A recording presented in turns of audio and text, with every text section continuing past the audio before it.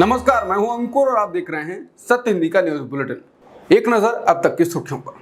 महाराष्ट्र में चुनाव से एक दिन पहले मंगलवार को बड़ा बवाल मच गया। बीजेपी के राष्ट्रीय महासचिव विनोद तावड़े पर वोट के लिए पैसे बांटने का आरोप लगा है। बहुजन विकास अघाड़ी यानी BVA पार्टी के समर्थकों ने होटल में धावा बोल दिया और तावड़े के चेहरे पर नकदी फेंकी। पुलिस मौके पर पहुंची और तावड़े को वहां से ले गई। इससे पहले तावड़े को मुंबई के एक होटल में BVA के कार्यकर्ताओं ने घेर लिया। उनका आरोप है कि तावड़े 5 करोड़ रुपए लेकर वहां बांटने के लिए आए थे। हालांकि तावड़े ने इन आरोपों को झूठा बताया है। सोशल मीडिया पर साझा किए गए वीडियो में तावड़े को घेरे BVA समर्थकों ने तरह तरह के आरोप लगाए, नोट लहराए और जबरदस्त हंगामा किया। महाराष्ट्र में विधानसभा चुनाव से एक दिन पहले बहुजन विकास अघाड़ी के कार्यकर्ताओं की ओर से बीजेपी नेता विनोद तावड़े पर पैसे बांटने का आरोप लगाने का मामला तूल पकड़ने लगा है। कांग्रेस नेता सुप्रिया सुले ने प्रेस कॉन्फ्रेंस में कहा कि हमने महाराष्ट्र में पूरे चुनाव में सत्ता और संसाधनों का दुरुपयोग करते हुए बीजेपी, उनके घटक दलों और महाझूठी सरकार को देखा है। अब बीजेपी के राष्ट्रीय महासचिव पैसे बांटते हुए रंगे हाथों पकड़े गए हैं। सवाल यह है कि चुनाव आयोग अब क्या करेगा। वहीं शिवसेना उद्धव बाला साहेब ठाकरे गुट के नेता संजय राउत ने कहा कि बीजेपी की योजना खत्म हो गई। ठाकुर ने वो किया जो चुनाव आयोग को करना चाहिए था। चुनाव आयोग के अधिकारी हमारे बैग चेक करते हैं, लेकिन बीजेपी के इन लोगों की कोई जांच नहीं होती। सोशल मीडिया पर आम लोग भी टिप्पणी कर रहे हैं कि चुनाव आयोग क्या ये सब दिखाई दे रहा है। लोगों का कहना है कि देखना दिलचस्प रहेगा कि चुनाव आयोग इनके ऊपर क्या कदम उठाता है। बीजेपी के राष्ट्रीय महासचिव विनोद तावड़े पर महाराष्ट्र में वोटिंग से एक दिन पहले पैसे बांटने के आरोपों को लेकर कांग्रेस नेता राहुल गांधी ने पीएम मोदी पर निशाना साधा। वायरल हुए वीडियो को शेयर करते हुए राहुल गांधी ने सोशल मीडिया साइट X पर लिखा है कि मोदी जी, ये 5 करोड़ किसके सेफ से निकला है? जनता का पैसा लूटकर आपको किसने टेम्पो भेजा है? विनोद तावड़े के वीडियो को ट्वीट करते हुए कांग्रेस ने कहा है कि जब चुनाव से पहले प्लानिंग लीक हो जाए। कांग्रेस ने कहा कि बीजेपी के राष्ट्रीय महासचिव विनोद तावड़े महाराष्ट्र के एक होटल में पैसे बांटते हुए पकड़े गए हैं। विनोद तावड़े बैग में भरकर पैसे लेकर गए थे और वहां पर लोगों को बुला बुलाकर पैसे बांट रहे थे। ये खबर जब जनता को पता चली तो भारी हंगामा हो गया। पैसों के साथ विनोद तावड़े के कई वीडियो सामने आ रहे हैं। महाराष्ट्र में वोटिंग होने वाली है, उससे ठीक पहले बीजेपी के नेता पैसों के दम पर चुनाव को प्रभावित करने में लगे हैं। इसमें कार्यकर्ताओं से लेकर बड़े बड़े नेता शामिल हैं। चुनाव आयोग को इस मामले में संज्ञान लेना चाहिए और सख्त कार्रवाई करनी चाहिए। महाराष्ट्र चुनाव से पहले भारतीय जनता पार्टी के दिग्गज नेता विनोद तावड़े पर पैसे बांटने के आरोप लगे हैं। इस संबंध में अब चुनाव आयोग ने FIR दर्ज कराई है। तावड़े के साथ साथ बीजेपी उम्मीदवार राजन नाइक के खिलाफ भी FIR दर्ज की गई है। विनोद तावड़े ने पैसे बांटने के आरोपों पर सफाई दी है। उनका कहना है ये उनके खिलाफ साजिश है और चुनाव आयोग को इसकी निष्पक्ष जांच करनी चाहिए। तावड़े ने कहा कि मैं कार्यकर्ताओं से मिलने गया था, मैंने कुछ गलत नहीं किया। ये महाविकास अघाड़ी के कार्यकर्ताओं की साजिश है। पुलिस और चुनाव आयोग को इसकी जांच करनी चाहिए। महाराष्ट्र में सत्तारूढ़ गठबंधन की ओर से पैसों की बौछार सी हो रही है। अब नासिक में एक होटल से करीब 2 करोड़ रुपए जब्त किए गए। शिंदे गुट के नेता जयंत साठे के कमरे से नोटों से भरा बैग बरामद हुआ। जानकारी सामने आई है कि इस कमरे से शिवसेना के पदाधिकारियों को पैसे बांटे जा रहे थे। नासिक शहर के शिवसेना शिंदे गुट के पूर्व नगर सेवक और पदाधिकारी भी वहां मौजूद थे। इस होटल में शिंदे गुट के कार्यकर्ताओं के पक्ष में 2 कमरे बुक किए गए थे। छापेमारी के दौरान एक काले रंग की कार में पैसों से भरे बैग मिले। 5 करोड़ में से 2 करोड़ जब्त कर लिए गए हैं और बाकी पैसों की तलाश जारी है। चुनाव आयोग की इस कार्रवाई से राजनीतिक हलकों में सरगर्मी बढ़ गई है। नागपुर पुलिस ने बताया कि पूर्व गृह मंत्री और एनसीपी एसपी नेता अनिल देशमुख पर हमला किया गया, जिसके बाद वो घायल हो गए। वो सोमवार देर रात नागपुर जिले के कटोल के पास जलाल खेड़ा रोड पर बेल फाटा के पास हमले में घायल हुए। पुलिस के अनुसार घटना रात करीब 8 बजे हुई, जब वो एक चुनावी रैली को संबोधित करने के लिए वापस लौट रहे थे। अज्ञात लोगों ने उनकी कार पर पथराव किया। उनके सिर पर गंभीर चोट आई है। काटोल से उनके बेटे सलिल चुनाव लड़ रहे हैं। हमले के बाद जारी एक वीडियो में देशमुख घायल नजर आ रहे हैं और उनके माथे से खून बह रहा है। उन्हें यह कहते हुए सुना गया है कि हमलावर भारतीय जनता पार्टी से थे। भाजपा ने इसका खंडन किया है। अनिल देशमुख पर हमले के बाद विपक्ष ने इसकी निंदा की है। घटना की कड़ी निंदा करते हुए और कार्रवाई की मांग करते हुए एनसीपी एसपी सांसद सुप्रिया सुले ने कहा कि चुनाव के दौरान इस तरह की हिंसा कभी भी महाराष्ट्र की प्रकृति में नहीं थी।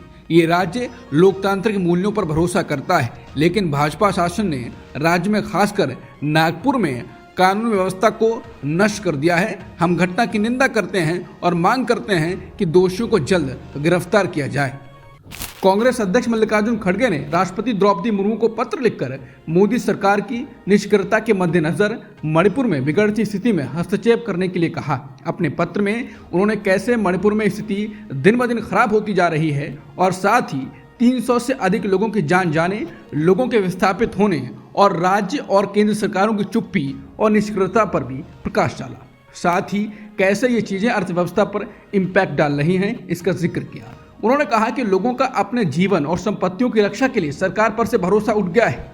संबंधित सरकारों की ओर से कोई सहायता नहीं मिलने के कारण वो 540 दिनों से अधिक समय से खुद को पूरी तरह से अलग थलग और असहाय महसूस कर रहे हैं। वास्तव में उन्होंने अपने जीवन और संपत्तियों की रक्षा के लिए भारत के पीएम और राज्य के मुख्यमंत्री पर अपना विश्वास खो दिया है।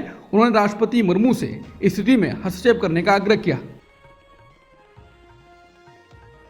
रूस और यूक्रेन के बीच युद्ध और बढ़ रहा है। इस बीच रूस के राष्ट्रपति पुतिन भारत आने वाले हैं। रूस की सरकार के प्रवक्ता दिमित्री पेस्कोव ने इसकी जानकारी दी। हालांकि अभी तक तारीखों के बारे में जानकारी नहीं दी गई है, लेकिन यह जरूर बता दिया गया है कि जल्द ही इसका ऐलान होगा। बता दें, इस साल प्रधानमंत्री मोदी 2 बार रूस के दौरे पर गए हैं। हालांकि बीते साल भारत की अध्यक्षता में हुई G20 शिखर सम्मेलन में हिस्सा लेने के लिए रूस के राष्ट्रपति नई दिल्ली नहीं आए थे।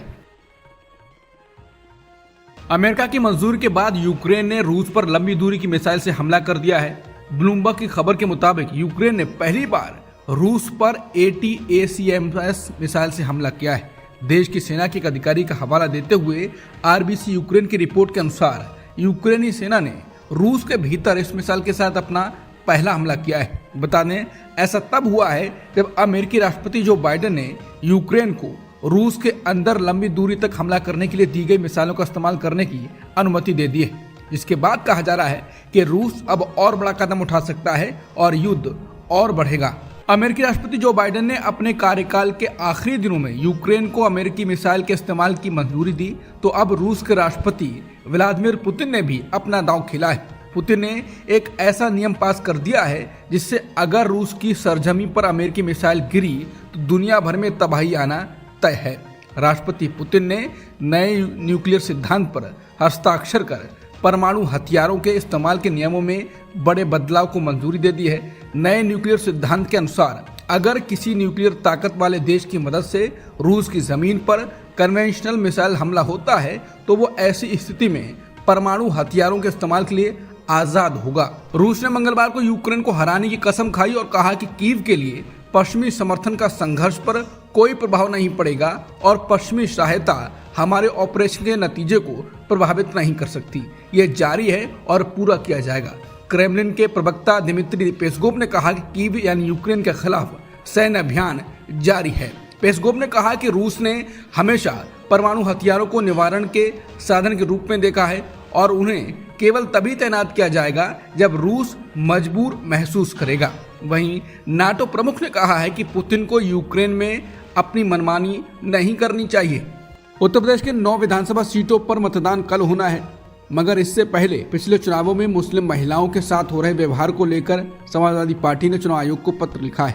दरअसल समाजवादी पार्टी ने मुस्लिम महिला वोटर का नाम लेकर चुनाव आयोग को पत्र लिखा और बड़ी मांग की है। सपा ने मुस्लिम महिलाओं द्वारा बुर्का नकाब पहनकर वोट किए जाने पर पुलिस द्वारा चेकिंग किए जाने पर आपत्ति उठाई। बता दें, मुस्लिम महिलाओं के नकाब को जिस तरह से हटवाया जाता है उसके कारण काफी महिलाएं वोट डालने भी नहीं आती और बहुतों को रोक दिया जाता है। इससे वोट कम पड़ते हैं। अब सपा ने वोटिंग से पहले ही ये मुद्दा चुनाव आयोग के सामने उठाया है। समाजवादी पार्टी की तरफ से चुनाव आयोग को पत्र लिखकर कहा गया है कि मुस्लिम महिलाओं के बुर्का हटाने को लेकर वो डरी हुई हैं। इस डर की वजह से वो मतदान नहीं कर पाती हैं। सपा ने चुनाव आयोग को लिखे पत्र में कहा कि पुलिस के पास मतदाता पहचान पत्र की जांच का अधिकार नहीं हो। पुलिस पहचान के लिए बुर्का नकाब हटा लेती है, जिससे मुस्लिम महिलाएं डरी हुई हैं। सपा ने चुनाव आयोग से मांग की है कि पुलिस के पास मतदाता पहचान पत्र जांच करने के अधिकार न हो। लॉरेंस बिश्नोई के भाई और कई आपराधिक मामलों के अभियुक्त अनमोल बिश्नोई को अमेरिका में हिरासत में लेने की खबरों को लेकर अमेरिकी विदेश मंत्रालय के प्रवक्ता मैथ्यू मिलर ने प्रतिक्रिया दी। उनसे उसकी हिरासत को लेकर सवाल पूछा गया तो मैथ्यू मिलर ने इस सवाल पर कोई टिप्पणी करने से मना कर दिया। उन्होंने कहा कि मैं केवल इतना कहूंगा कि अगर ऐसा कुछ है तो इस पर विदेश विभाग नहीं बल्कि आंतरिक सुरक्षा विभाग और FBI का टिप्पणी करना उचित होगा। खबरों के मुताबिक बाबा सिद्दीकी की हत्या और अभिनेता सलमान खान के घर के बाहर गोलीबारी करने सहित कई मामलों में अभियुक्त अनमोल बिश्नोई को अमेरिका के कैलिफोर्निया में इमिग्रेशन विभाग ने पिछले हफ्ते हिरासत में लिया है। भारतीय प्रतिस्पर्धा आयोग ने सोशल मीडिया कंपनी मेटा पर 213.14 करोड़ रुपए का जुर्माना लगाया है। अरबपति मार्क जुकरबर्ग की कंपनी पर भारत में यह जुर्माना 2021 में इंस्टेंट मैसेजिंग प्लेटफॉर्म व्हाट्सएप द्वारा प्राइवेसी पॉलिसी बदलने के बाद अनुचित व्यावसायिक तरीकों का इस्तेमाल करने के लिए लगाया गया है। इसके अलावा CCI ने मेटा और व्हाट्सएप को निश्चित समय में कुछ निश्चित व्यवहार को बंद करने और उनसे दूर रहने का निर्देश भी दिया है। प्रधानमंत्री मोदी ने ब्राजील में G20 शिखर सम्मेलन के दौरान अमेरिका के राष्ट्रपति जो बाइडेन से मुलाकात की। पीएम मोदी ने कहा कि बाइडेन से मिलकर हमेशा खुशी होती है। हालांकि अभी तक नहीं पता चल रहा है कि दोनों नेताओं के बीच क्या बातचीत हुई। इसके अलावा भारतीय प्रधानमंत्री ने फ्रांस के राष्ट्रपति इमैनुअल मैक्रों, इटली के प्रधानमंत्री जॉर्जिया मेलोनी और ब्रिटेन के PM कियर स्टारमर से भी मुलाकात की। तस्वीरें सोशल मीडिया प्लेटफॉर्म X पर साझा की गई। चुनाव के दौरान किए गए वादे को अब जीत के बाद ट्रंप ने दोहराया है और पुष्टि भी की है। ट्रंप ने पुष्टि की है कि वो बिना दस्तावेजों के रह रहे लोगों को बड़े पैमाने पर निकालने के लिए अमेरिकी सेना का इस्तेमाल करेंगे। सुबह सुबह एक सोशल मीडिया पोस्ट में ट्रंप ने एक पोस्ट के जवाब में कहा, ये सच है। पोस्ट में 8 नवंबर को लिखा गया था कि रिपोर्टों से पता चलता है कि आने वाला ट्रंप प्रशासन राष्ट्रीय आपातकाल घोषित करने के लिए तैयार है और अपने सामूहिक निर्वासन अभियान में सेना का उपयोग करेगा। इसके बाद ट्रंप ने उत्तर दिया, सच है। अपनी शानदार जीत के बाद ट्रंप ने कहा वो अपने राष्ट्रपति पद के पहले दिन से ही बड़े पैमाने पर निर्वासन को अंजाम देने के अपने अभियान के वादे को पूरा करने का इरादा रखते हैं। हांगकांग की एक अदालत ने लोकतंत्र समर्थक कार्यकर्ताओं को 10 साल तक की सजा सुनाई है। लोकतंत्र समर्थक ये कार्यकर्ता विवादित राष्ट्रीय सुरक्षा कानून के खिलाफ हैं। अदालत ने लोकतंत्र समर्थक कार्यकर्ता बेनी ताई को 10 साल की और जोशुआ वोंग को 4 साल से ज्यादा की सजा सुनाई है। अदालत ने 47 कार्यकर्ताओं, विपक्षी सांसदों और आम लोगों में से अधिकतर को तोड़फोड़ करने की साजिश रचने का दोषी पाया। अमेरिका ने इसे राजनीति से प्रेरित बताया। वहीं चीन और हांगकांग ने कहा यह कानून और स्थिरता के लिए जरूरी है। अब तक की सुर्खियों में इतना ही। बाकी खबरों के लिए बने रहिए सत्यहिंदी.com के साथ।